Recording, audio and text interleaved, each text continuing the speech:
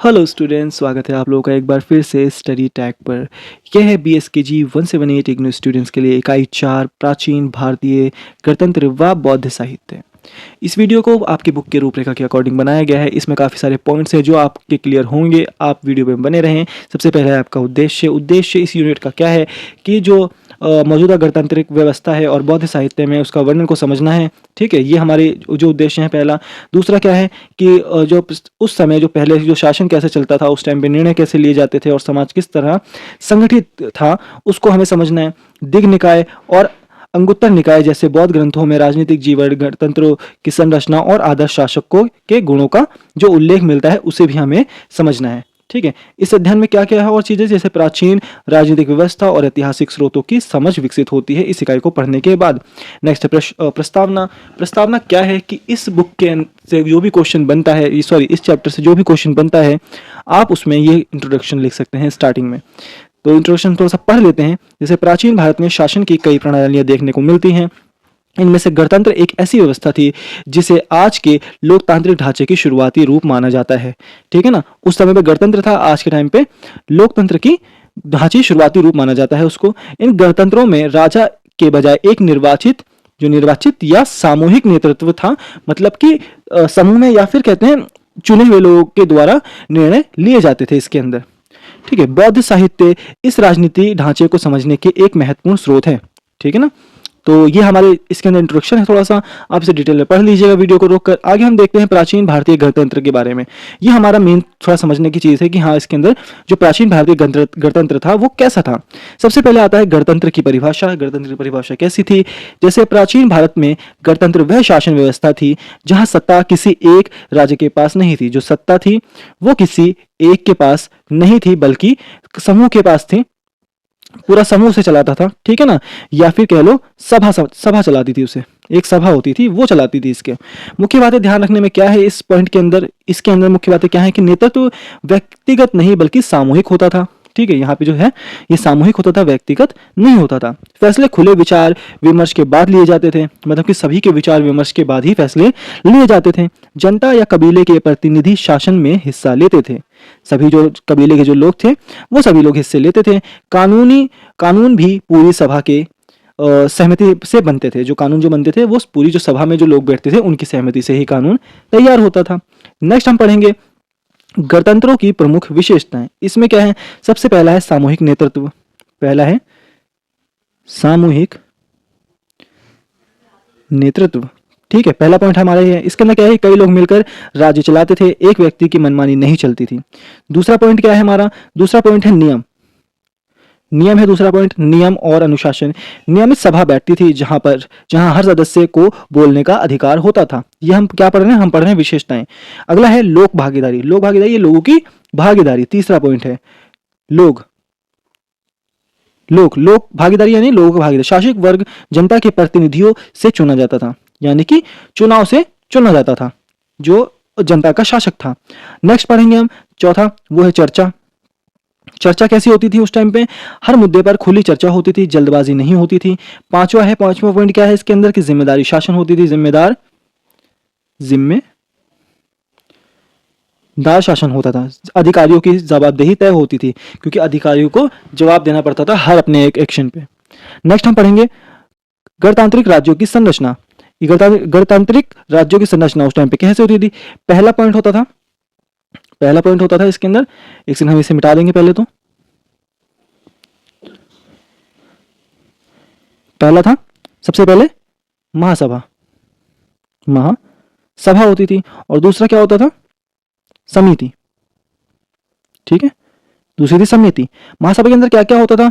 सबसे बड़ा निर्णय लेने वाला समूह होता था महासभा। सभी सदस्य उपस्थित रहते थे इसके अंदर, और युद्ध, शांति, कर, कानून जैसे बड़े मुद्दों पर फैसला करती थी। कौन करती थी? महासभा करती थी। अब समिति क्या करती थी? छोटी टीम जो रोज के काम संभालती थी वो इसके अंदर समिति के अंदर काम करती थी। सभा के फैसले को लागू करने की जिम्मेदारी किसकी थी? समिति की थी।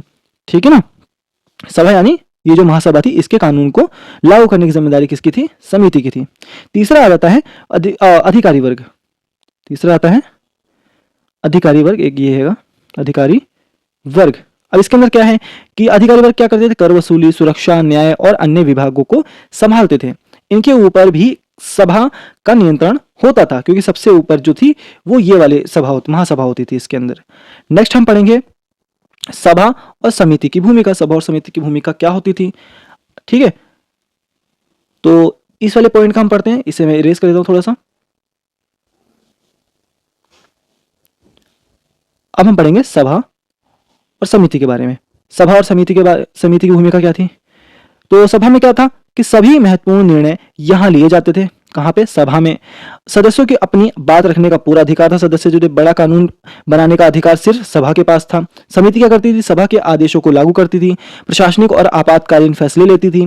कई बार यह राजा का भी काम करती थी यदि वहां राजा नाम का पद मौजूद ना हो, ठीक है ना। जैसे राजा नाम का मौजूद ना हो पद, तो वो राजा का भी काम करती थी। जो काम राजा करता था वही काम कौन करता था, समिति करती थी।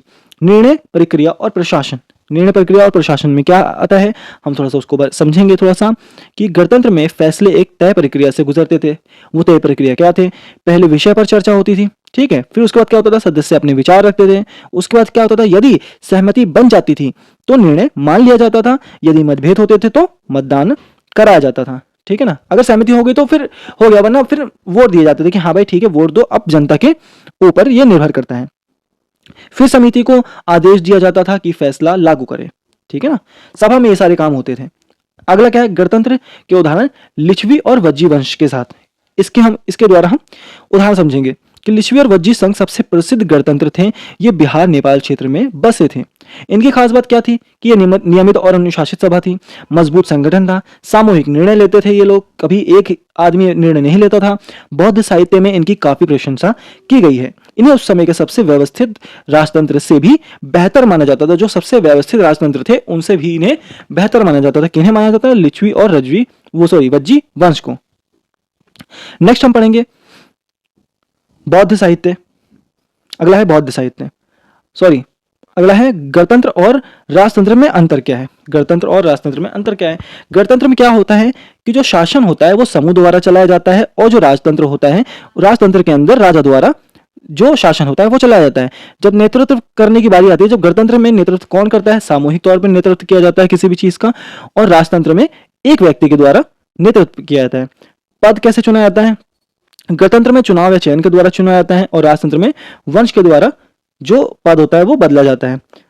निर्णय कैसे लिया जाता है इसके अंदर, गणतंत्र के अंदर की चर्चा और बहस बहुमत के हिसाब से किया जाता है गणतंत्र के अंदर। राजतंत्र में राजा के आदेश ही जो होता है वो निर्णय होता है। और जनता की भूमिका इसके अंदर क्या होती है, गणतंत्र में जनता की भूमिका अधिक होती है और राजतंत्र में कम होती है। अब नेक्स्ट है गणतांत्रिक व्यवस्था की कमजोरियां और शक्तियां क्या हैं।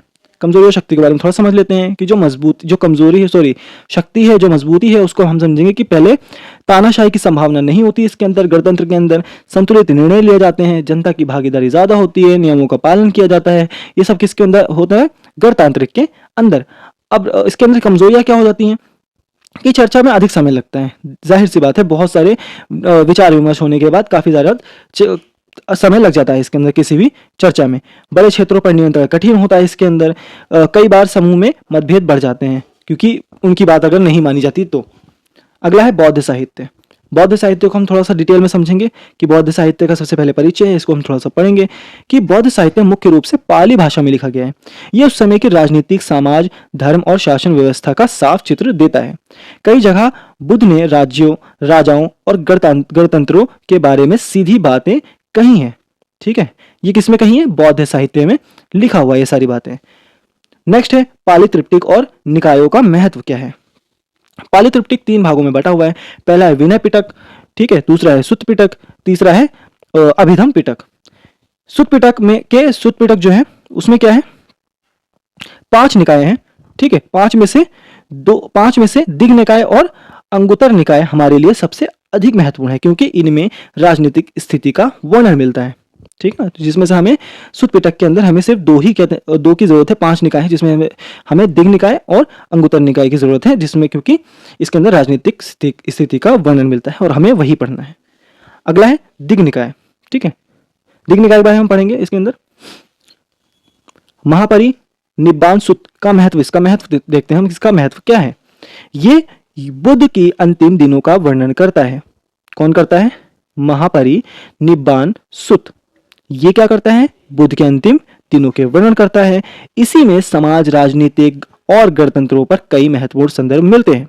यह दिखाता है कि बुद्ध समाज के संगठन, अनुशासन और राजनीति को कितनी गहराई से समझते थे। कौन समझते थे? जो बुद्ध थे, जो बुद्ध के लोग थे या बुद्ध थे, वो कैसे, कितना गहराई से वो समझते थे। अगला है, बुद्ध के अंतिम उपदेश क्या थे, जो आदेश क्या थे। बुद्ध ने अपने अंतिम दिनों में जो बातें कही उनमें कुछ राजनीतिक सलाह भी शामिल थी, जैसे समुदाय को एकजुट रहना चाहिए, ठीक है ना। दूसरा क्या था? दूसरा पॉइंट क्या था कि नियमों का पालन करना चाहिए। तीसरा पॉइंट क्या था कि बिना कारण विवाद नहीं करना चाहिए, जो बिना कारण बहस कर लेते थे। चौथा क्या था कि चौथा था सभा में सभी की मौजूदगी जरूरी होती है। इन बातों से पता चलता है कि राज्य की मजबूती उसके अनुशासन और एकता पर निर्भर करती थी, है ना। जो अनुशासन, जो क्या बोलते हैं, राज्य की जो मजबूती थी, अगर सब एकजुट रहेंगे, इकट्ठे रहेंगे, तो वो जो राज्य होगा वो मजबूत रहेगा। अगला क्या है? लिच्छवी गणतंत्र का वर्णन।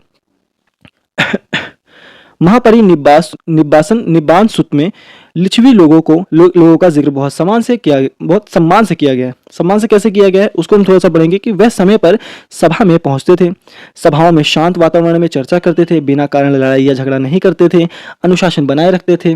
बुद्ध कहते हैं कि यह अनुशासन ही उनकी ताकत है, ठीक है ना, इसी से वो मजबूत थे। अगला है राजनीतिक संगठन पर टिप्पणी। इसमें देखते हैं क्या क्या बुद्ध का संदेश क्या था इसके अंदर, कि नियमित बैठकें आयोजित करो, ठीक है ना। राजनीतिक संगठन अगर अच्छा बनाना है तो क्या करना है कि नियमित बैठकों पर बैठकें आयोजित करो। अनुभवी और बुजुर्ग लोगों का सम्मान करो, महिलाओं की सुरक्षा और सम्मान रखो, धर्म और नैतिकता का पालन करो। ये कौन कहता था? ये बुद्ध कहते थे।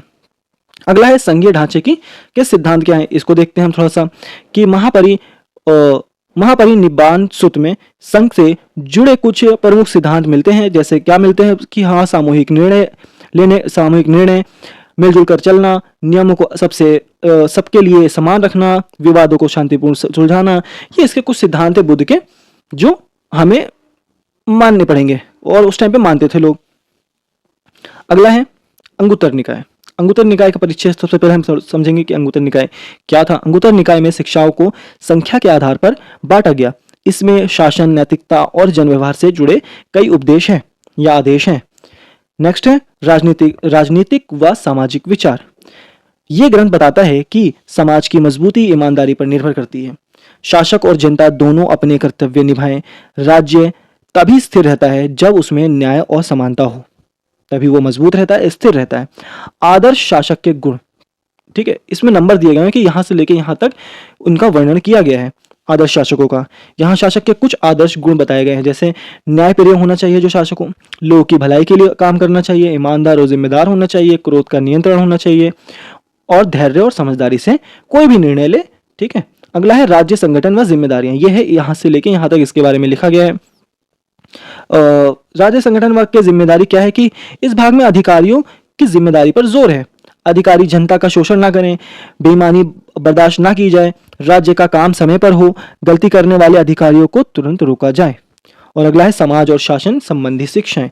इसके अंदर है, इसमें बताया गया है समाज में शांति जरूरी है, लोग एक दूसरे का सम्मान करें, अन्याय और अत्याचार को तुरंत रोका जाए, शासक और जनता दोनों को अपने धर्म कर्तव्य का पालन करना चाहिए।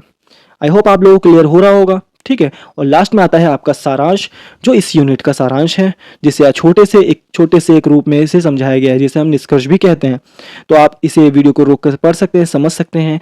और अगर आप लोगों को वीडियो पसंद आई है तो प्लीज़ वीडियो को लाइक करें, चैनल को सब्सक्राइब करें और शेयर करें अपने उन दोस्तों को जिन्हें इसकी ज़रूरत है। कोई भी डाउट हो तो कमेंट सेक्शन में आप मुझसे पूछ सकते हैं। अभी के लिए इतना ही, मिलते हैं अगली वीडियो में, तब तक के लिए अलविदा।